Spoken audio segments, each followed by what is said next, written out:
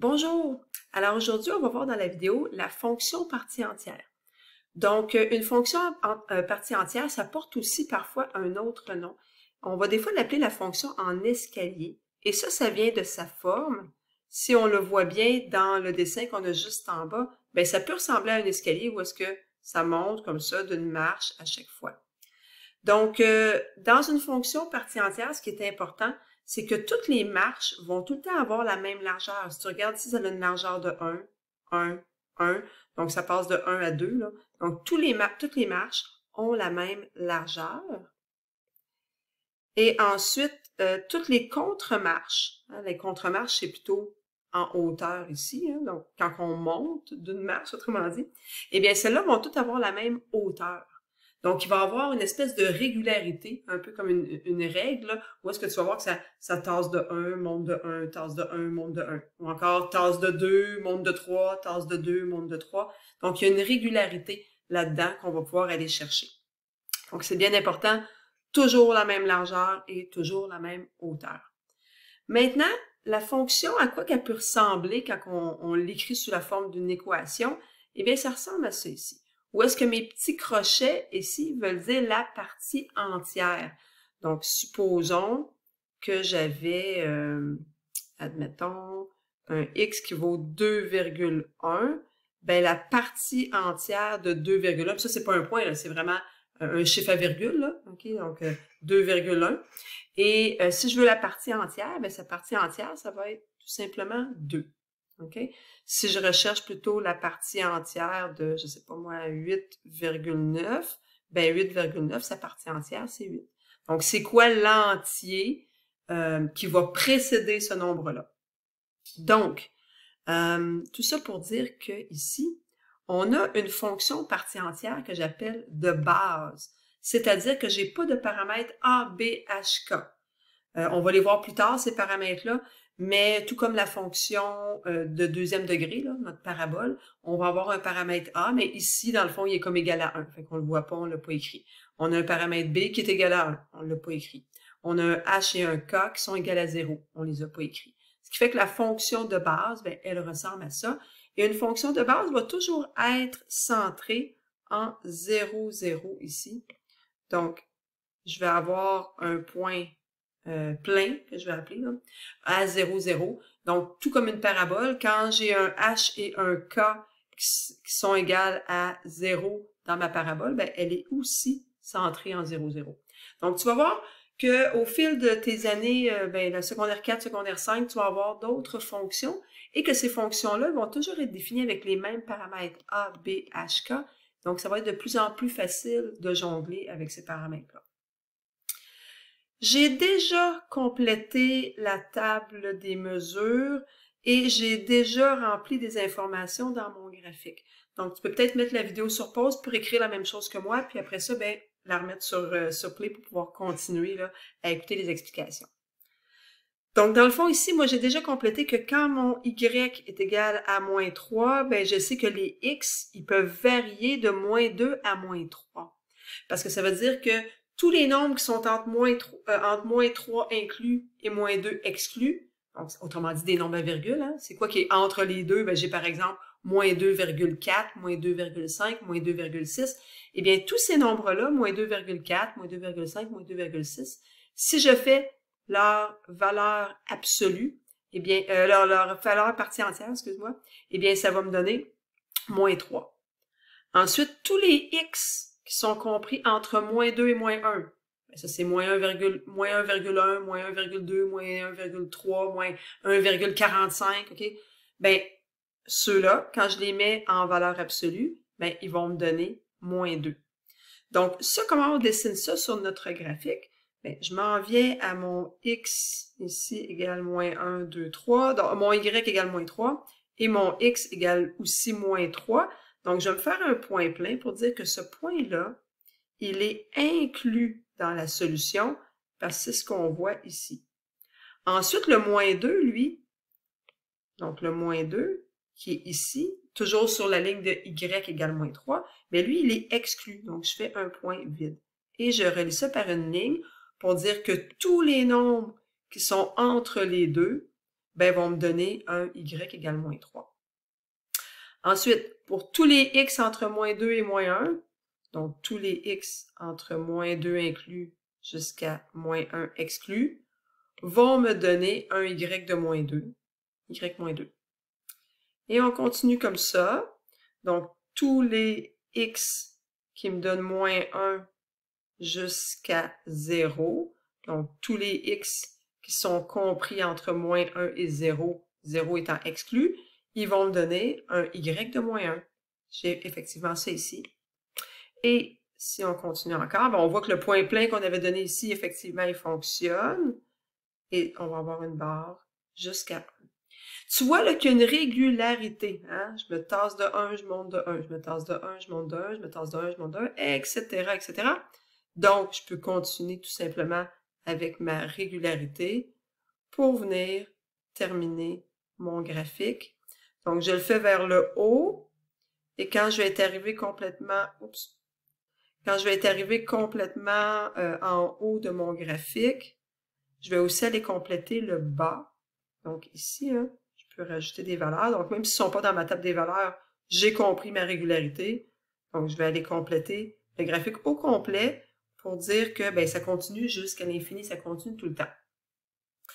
Donc ça, c'est mon graphique partie entière de base. Okay? Donc ça, on s'en va voir maintenant les fameux paramètres. Donc, j'ai ici ma fonction partie entière avec le paramètre A, B, H et K. Donc, tantôt, j'avais un A égale à 1, un B égale à 1, ce qui fait que je n'avais pas besoin de les écrire. J'avais H égale 0, donc X moins 0, ça me faisait 0, puis j'avais un K égale à 0. Ce qui est important de comprendre, les crochets ici, ok, les crochets veulent dire que cette partie-là à l'intérieur doit toujours me donner un entier. Si c'est pas un entier, moi, je le transforme en entier. C'est comme une machine, tu mets ça dans ta machine, puis ça te transforme ton nombre à virgule en entier. À la sortie de cette fonction-là, il faut absolument avoir un entier. Donc, c'est ce que les crochets veulent dire ici. Autre chose que j'ai rajouté dans les petites informations que je t'ai écrites, donc pour le paramètre A. Paramètre A, on nous dit que c'est la hauteur de la contre-marche. Donc, la hauteur ici, la hauteur entre tes deux marches, la hauteur entre les deux marches. Eh bien, le symbole qui est ici, hein, tout à l'heure, on a utilisé des crochets. Les crochets veulent dire partie entière. Là, j'utilise des lignes droites, ok? Deux petites lignes droites. Ça veut pas dire la partie entière. Ça veut dire la valeur absolue. Okay? La valeur absolue, c'est simplement que tu tiens pas compte du signe. Donc, si ça te donne moins 2, ben, quand tu sors ça de ta transformation, de ta petite machine de transformation, tu dis que ça fait 2. Si tu rentres moins 5, tu ressors 5. Si tu rentres 6, tu ressors 6. Autrement dit, tout devient le même signe, tout devient positif. Donc, autrement dit, pour la hauteur, mais pour la hauteur, on va tout le temps pas regarder nécessairement le signe, on va regarder juste, c'est quoi la hauteur? Hein, si tu t'en vas à Québec, tu diras pas que tu as fait moins 200 km. Bon, mais c'est pareil pour la hauteur. Tu diras pas que la hauteur est moins 2. Ça veut dire que ta hauteur est de 2. Donc, c'est ce que veut dire le symbole ici de ma valeur absolue.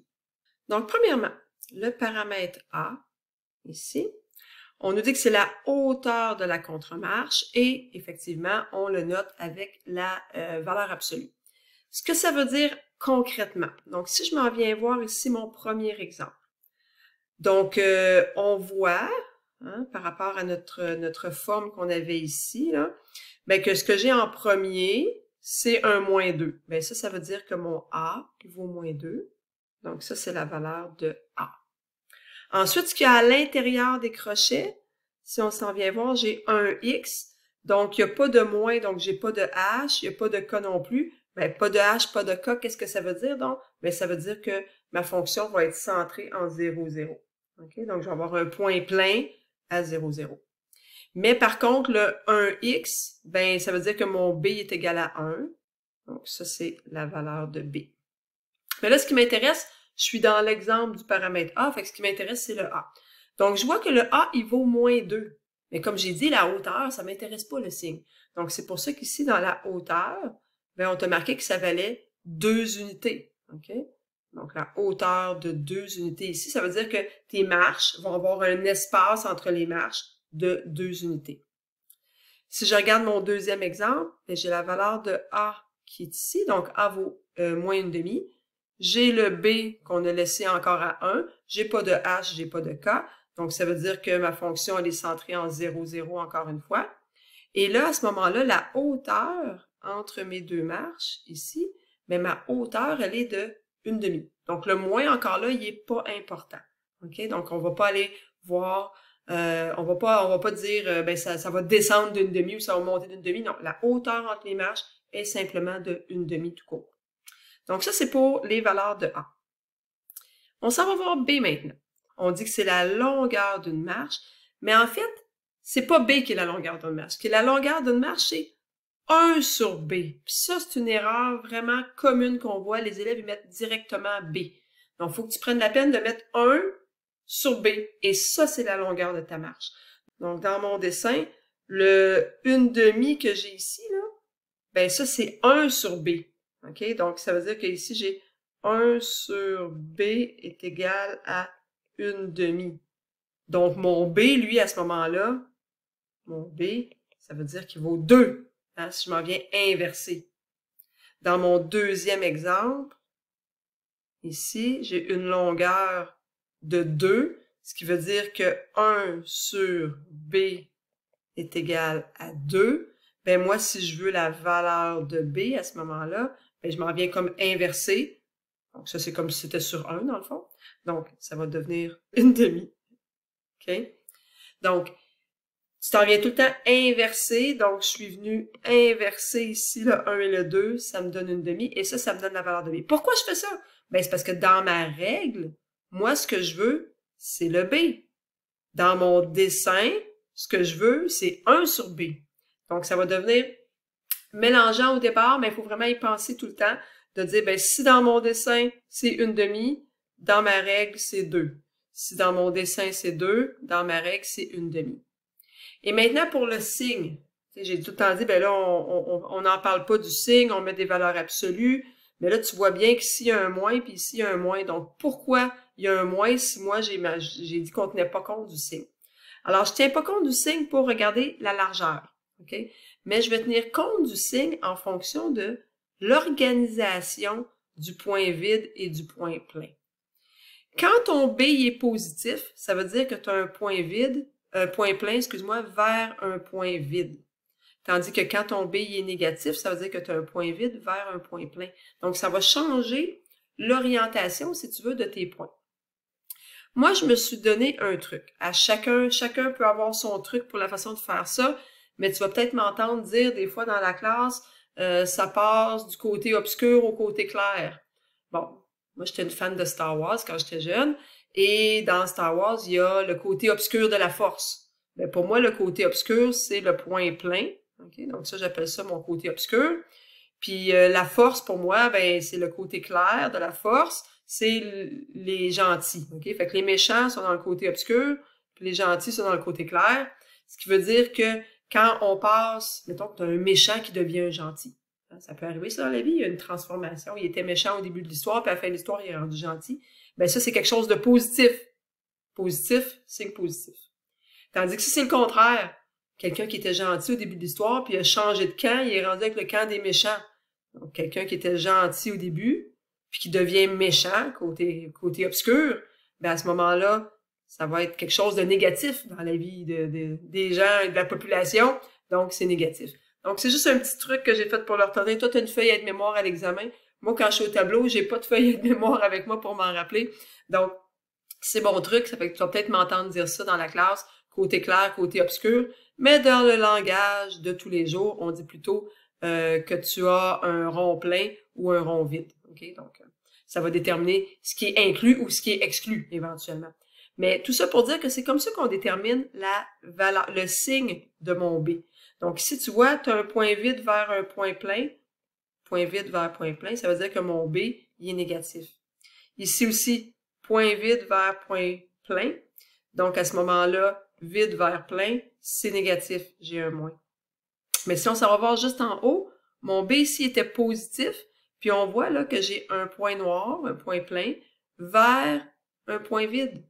Donc, point plein vers point vide, effectivement, mon B est positif. Okay? Donc, il y a vraiment un lien avec l'orientation de nos points, là, de la façon qu'ils sont placés.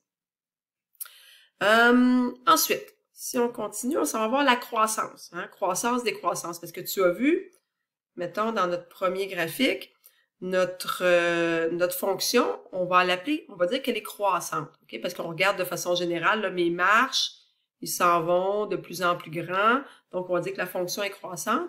Tandis qu'ici, ben, la fonction serait décroissante. Décroissante encore, décroissant, décroissant. Donc, tu regardes ton allure générale pour dire si c'est croissant ou décroissant. Comment on fait maintenant pour savoir quand on voit la fonction ici, pour dire si ça doit être croissant ou décroissant? Tu vas aller voir les signes de A et de B. On a vu que le B, le signe va être déterminé avec l'orientation des points. Eh bien, quand A et B ont le même signe, ça veut dire que ta fonction va être croissante. Tandis que quand A et B ont des signes contraires, ne sont pas du même signe, la fonction va être décroissante. Donc, c'était le cas dans les petits exemples qu'on avait en haut. Donc, A et B n'ont pas le même signe, c'est décroissant. A et B n'ont pas le même signe, décroissant. A et B n'ont pas le même signe, décroissant. A et B n'ont pas le même signe, décroissant. OK? Tandis que ici, A et B ont le même signe. Alors, c'est croissant. Dans le deuxième exemple, quand on regarde, A et B ont des signes différents. Donc, la fonction va être décroissante. Donc, c'est comme ça que tu vas savoir dans quel sens va être ta fonction si tu as à la dessiner. Ou si c'est le contraire, tu as le dessin, tu dois faire la règle, mais tu vas savoir comment aller déterminer le signe de A et de B en fonction de l'ordre des points pour le B, puis en fonction de croissance, décroissance pour le A.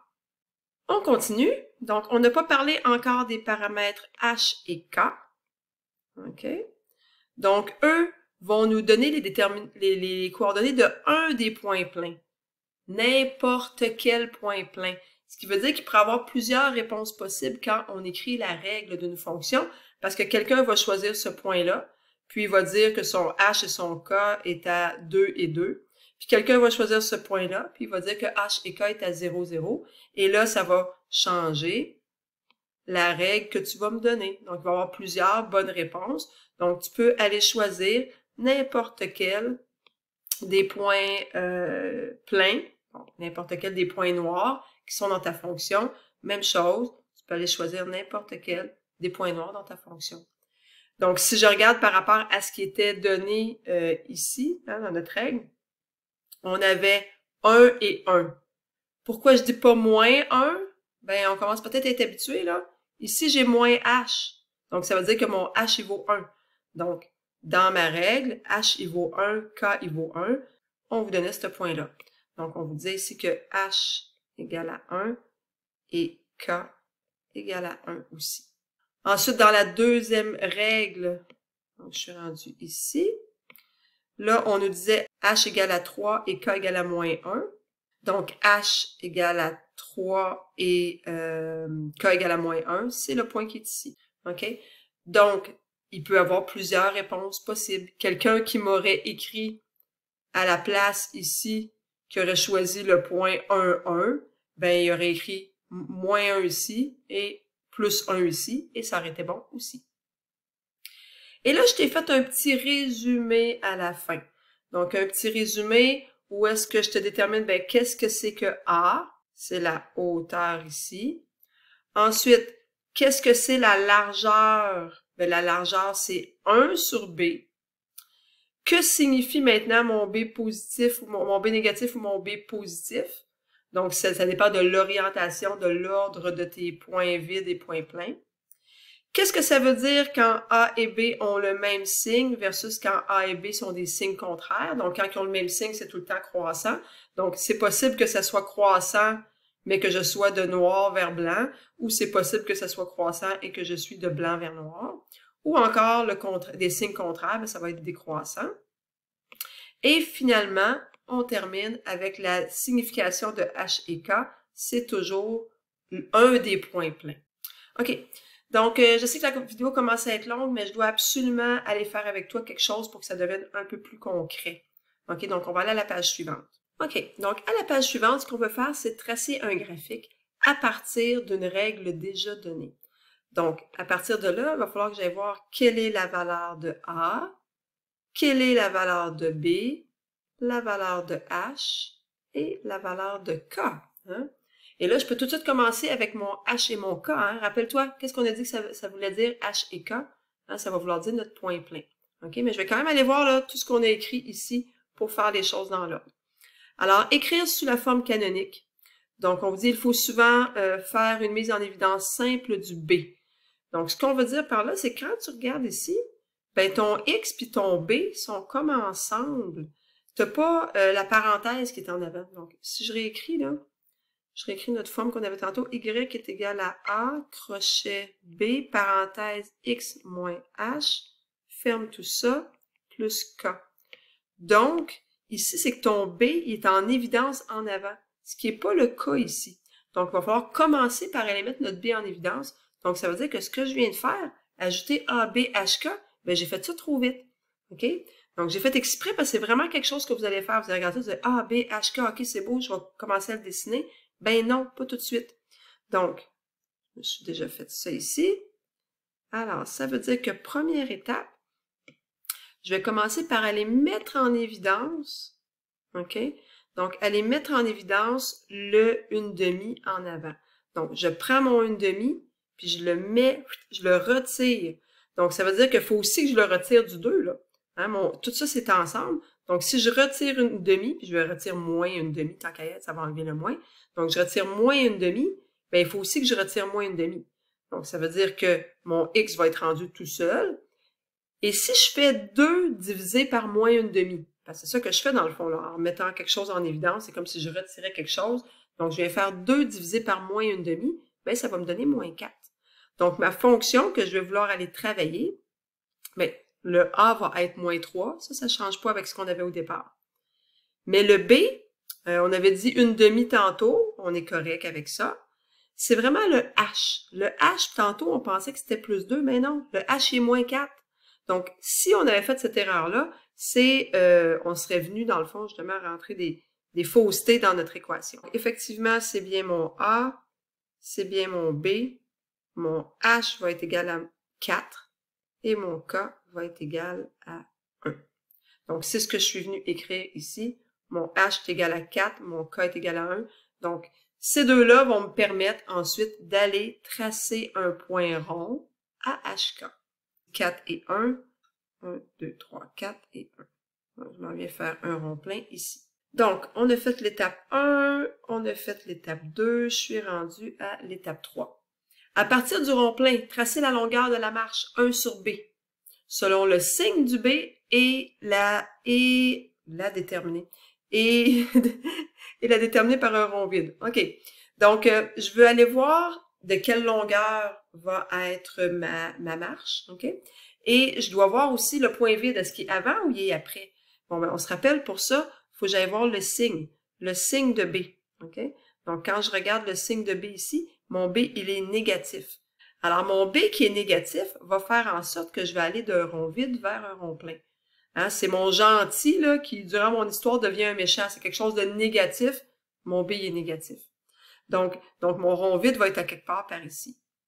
Ensuite, pour voir la longueur de la marche, ben, je regarde. Si mon B, il vaut moins 1/2, ben, ça veut dire que mon 1 sur B va valoir à ce moment-là 2. Puis on rappelle qu'on ne tient plus compte du signe. C'est pour ça qu'on met des valeurs absolues. Donc, le signe, on s'en fout un petit peu, là. Donc, ce qu'on a besoin de savoir, c'est vraiment juste la longueur. Alors, la marche va être une longueur de 2 et je m'en vais vers un rond vide. Donc, je viens de tracer ma première marche. Une fois que ça c'est fait, ben, il faut que j'aille vérifier si la fonction est croissante ou décroissante. Fait que je regarde les signes négatifs. Donc, mon A est négatif, mon B est négatif. Ils ont le même signe, ça veut dire qu'elle va être croissante. Donc, je sais que ça va prendre cette forme-là comme ça. Maintenant, de combien je vais monter? On a vu que la valeur de A, c'est 3. Donc, ma marche va être 3 unités plus haute, avec un rond vide vers un rond plein. Encore 3 unités, rond vide vers un rond plein. Puis, ça continue aussi vers le bas. OK? Donc, Mes marches sont toujours la même longueur, toujours 2 unités de longueur et toujours une différence de 3 entre les marches. Donc, ça me donne un dessin qui ressemble à ceci. Donc, ce qu'on va compléter, donc, première étape, j'ai numéroté avec les numéros d'étape. La première étape, on a mis en évidence le B. Deuxième étape, on a déterminé le H et le K. Troisième étape, on est allé voir la valeur de B, puis on est allé voir aussi l'organisation de mes points, là, donc dans quel ordre ils vont être. Quatrième étape, on est allé voir la croissance des croissances. On a vu que c'était croissant parce qu'ils ont le même signe. Et cinquième étape, comme la hauteur de la marche est 3, ben, on a pu déterminer la hauteur entre chacune des marches et aller les dessiner. Donc, c'est tout pour aujourd'hui.